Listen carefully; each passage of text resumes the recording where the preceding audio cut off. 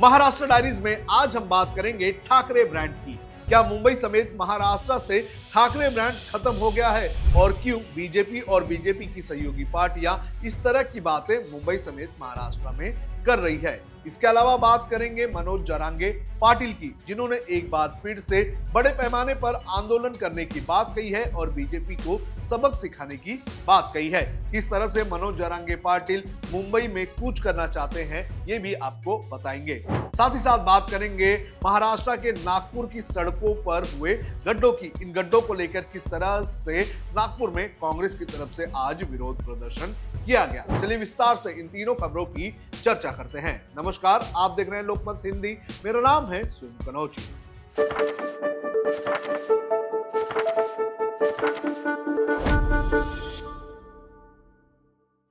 सबसे पहले बात करेंगे ठाकरे ब्रांड की। क्या ठाकरे ब्रांड मुंबई और महाराष्ट्र से खत्म होते जा रहा है? क्योंकि ये सवाल इस वक्त महाराष्ट्र की राजनीति में उठाया जा रहा है और खासतौर पर ये सवाल उठाया जा रहा है बीजेपी और बीजेपी की सहयोगी पार्टियों की तरफ से। दरअसल ये सवाल इसलिए उठाया जा रहा है क्योंकि हाल ही में बेस्ट क्रेडिट सोसाइटी के चुनाव हुए थे और इस चुनाव में पहली बार उद्धव ठाकरे और राज ठाकरे ने एक साथ चुनाव लड़ा था। लेकिन इस चुनाव के नतीजे जब आए तो इन नतीजों में जो उद्धव ठाकरे की शिवसेना थी और राज ठाकरे की महाराष्ट्र नवनिर्माण सेना थी, ये पूरी तरह से हार गई। उनका सुपना भी पूरी तरह से साफ हो गया। यहाँ पर शशांक राव की जो यूनियन है उसने बाजी मार ली और इसी के बाद से ही लगातार ये सवाल उठ रहा है कि क्या मुंबई से ठाकरे ब्रांड खत्म हो गया है।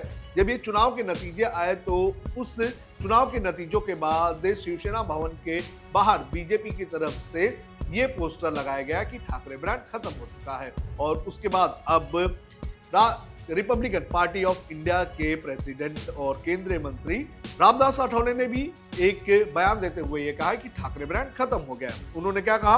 उन्होंने कहा कि राज ठाकरे की सभा में जरूर बड़ी बड़ी बातें होती है, बड़े बड़े लोग आते हैं। बाला साहेब ठाकरे की भी सभाएं बड़ी बड़ी होती थी, लेकिन वो वोट नहीं मिलता था। वो बाला साहेब पूछते थे कि सभा में इतने लोग आते हैं तो वोट क्यों नहीं मिलता। उसी तरह से राज ठाकरे एक अच्छे वक्ता के साथ साथ बड़े नेता भी हैं, लेकिन उन्हें वोट नहीं मिलता। इसके आगे उन्होंने कहा कि ठाकरे ब्रांड जो है वो मुंबई से खत्म हो गया है।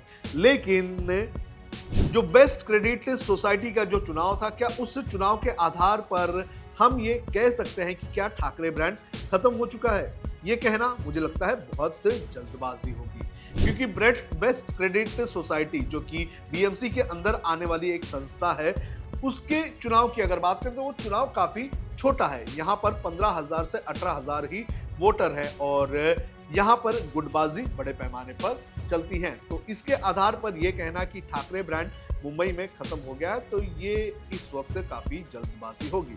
ठाकरे ब्रांड या किसी और राजनीतिक पार्टी को खत्म कर देना या खत्म हो जाना ये आसान बात नहीं है। पिछले कुछ सालों से जब से नरेंद्र मोदी की सरकार आई है उसके बाद से ही ये कहा जा रहा है कि कांग्रेस से खत्म हो गई है, कांग्रेस खत्म हो गई है। लेकिन हमने देखा कि किस तरह से पिछले लोकसभा चुनाव में कांग्रेस ने कमबैक किया। तो उसी तरह से मुंबई में बाला साहेब ठाकरे की लेगेसी और ठाकरे ब्रांड को खत्म करना बेहद ज्यादा मुश्किल है। आप अगर मुंबई की सड़कों पर चलेंगे तो आज भी हम देख रहे हैं कि पिछले 3 महीने से जो मोमेंटम बना हुआ है ठाकरे भाइयों को लेकर, तो वो मोमेंटम काफी अच्छा बना हुआ है। और उस आधार पर यह भी कहा जा रहा है कि अगर राज ठाकरे और उद्धव ठाकरे बीएमसी के जो चुनाव है वो साथ में लड़ते हैं तो दोनों भाइयों को बड़े पैमाने पर फायदा हो सकता है। और जिस तरह से ये ठाकरे ब्रांड खत्म हो गया, ये पोस्टर्स लगाए गए हैं, तो इस पर जानकारों का भी ये कहना है कि ये एक तरह का नैरेटिव सेट करने का काम किया जा रहा है। लोगों में ये एक फीलिंग डालने का काम किया जा रहा है कि ठाकरे ब्रांड तो खत्म हो गया है, ठाकरे ब्रांड अब कुछ काम का नहीं है। और इसी के जरिए लोग जो है वो अपनी पार्टी की ओर महाराष्ट्र और मुंबई की जनता को आकर्षित करने का काम कर रहे हैं। तो जो लोग ये कह रहे हैं कि ठाकरे ब्रांड खत्म हो चुका है या फिर खत्म हो रहा है, तो मुझे लगता है कि ऐसा कुछ नहीं होने वाला है। ठाकरे ब्रांड मुंबई में था, मुंबई में है और मुंबई में रहेगा, क्योंकि बाला साहेब ठाकरे की जो लेगेसी है वो एक पार्टी तक सीमित नहीं है, ना कि एक परिवार तक सीमित है।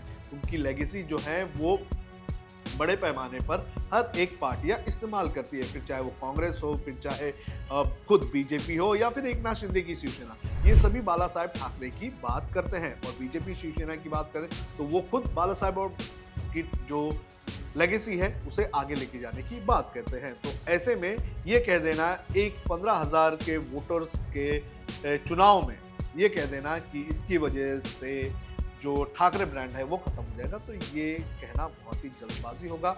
इतने जल्दी ठाकरे ब्रांड मुंबई से खत्म नहीं होगा। आपको क्या लगता है? आप जरूर इस पर कमेंट करके हमें बताइए। अब बात करते हैं मनोज जरांगे पाटिल की, जिन्होंने बड़े पैमाने पर आंदोलन करने की बात कही है। महाराष्ट्र में मराठा आरक्षण आंदोलन के नेता मनोज जरांगे पाटिल ने रविवार यानी कि 24 अगस्त को बीड़ में एक रैली की। इस दौरान सभा को संबोधित करते हुए उन्होंने राज्य के मुख्यमंत्री देवेंद्र फडणवीस पर जमकर निशाना साधा। उन्होंने कहा कि मराठाओं के बेटों को अगर छेड़ा तो हम छोड़ने वाले नहीं हैं। इसी के साथ उन्होंने 29 अगस्त को लाखों कार्यकर्ताओं के साथ मुंबई आने की घोषणा की है और अधिक से अधिक संख्या में लोगों को जुटने की भी अपील की है। बीड़ में सभा को संबोधित करते हुए मनोज जरांगे पाटिल ने कहा कि हमारी कई पीढ़ियों का नुकसान हो गया है, अब सोच समझकर आने वाली लड़ाइयां जीतनी होगी। चलो मुंबई, अब 29 अगस्त को फाइट तय है। मुझे मुंबई में मार देंगे ऐसा कहा जा रहा है। आपने मेरी माँ बहनों को खून के धार में डाल दिया, लेकिन इस बार अगर हमारे बच्चों को छेड़ा तो हम दिखा देंगे कि मराठाओं की औलाद क्या होती है। हमें मुंबई में शांतिपूर्ण तरीके से जाना है। मनोज जरांगे पाटिल ने यह भी कहा कि हमें डीजे बजाने नहीं दिया। याद रखो, सत्ता आती जाती रहेगी। मैं बहुत ही खूंखार हूं। अगर कोई मेरे दिमाग में बैठ गया तो उसका बाजार उठा दूंगा। अब अगर भीड़ में किसी और का डीजे बजेगा तो मैं दिखा दूंगा।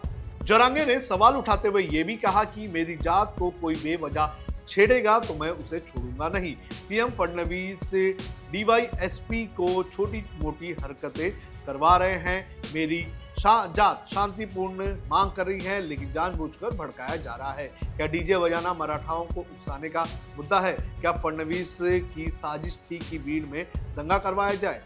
जरांगे ने इस सभा में आगे ये भी कहा कि अगर आरक्षण नहीं दिया गया तो मुंबई जाकर क्या करना है ये वही बताऊंगा।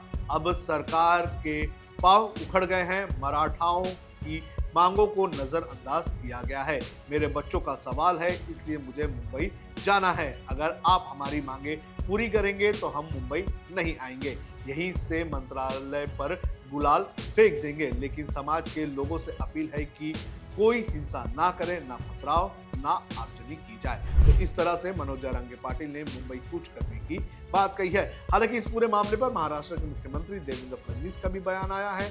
उन्होंने कहा कि अगर कोई शांतिपूर्ण तरीके से मुंबई आना चाहता है वो आ सकता है, लेकिन देखना जरूरी है कि 29 तारीख को जब जरांगे पाटिल अपने कार्यकर्ताओं के साथ मुंबई कूच करेंगे तो क्या होता है। अब बात करते हैं नागपुर के सड़कों के गड्ढों की। आपको बता दें कि सिर्फ नागपुर ही नहीं, पूरे महाराष्ट्र की सड़कों पर गड्ढे हमें देखने मिल रहे हैं और इसी को लेकर आज नागपुर में कांग्रेस की तरफ से विरोध प्रदर्शन किया और जाहिर तौर पर जो म्युनिसिपल कॉर्पोरेशन है उसे धमकी दी गई और कहा गया कि अगर अगले 48 घंटों में गड्ढे नहीं भरे गए तो जिन सड़कों के लिए जो कॉन्ट्रैक्टर और जो अधिकारी रिस्पॉन्सिबल हैं उनके पोस्टर्स लगाए जाएंगे। आप सुनिए क्या कहना है कांग्रेस नेता। अपन सबको पता है नागपुर के रास्तों की अभी हालत क्या हुई है। गड्ढे में रास्ते में गड्ढे, कुछ समझ नहीं आ रहा। एनएमसी के अधिकारियों को वक्त ही नहीं है आके रोड पे गड्ढे देखे, तो इसलिए आज हमने उनके ऑफिस के नीचे ही गड्ढों का भव्य प्रदर्शन आयोजित किया है, ताकि अभी तो भी उनकी आंख खुले, अभी तो भी वो रोड पे है और अभी तो भी नागपुर को थोड़ा बहुत सुधारने का काम करें। हम आयुक्त साहब से मिलकर उनको 8 दिन में गड्ढे बुझाने का निवेदन देने वाले हैं और अगर ये गड्ढे नहीं बुझाए 8 दिन में तो हम ये गड्ढों पे बेशरम का झाड़ लगा के उन पे अधिकारियों का फोटो लगा के नीचे व्यक्त करने वाले। तो आपने सुना कांग्रेस के नेता को, किस तरह से वो सड़कों पर पड़े गड्ढों को लेकर आंदोलन कर रहे हैं और किस तरह से वो म्युनिसिपल कॉर्पोरेशन को हिदायत देने का काम कर रहे हैं। बहरहाल ये थी महाराष्ट्र डायरीज की आज की खबरें। देश और दुनिया की खबरों के लिए आप देखते रहिए लोकमत हिंदी।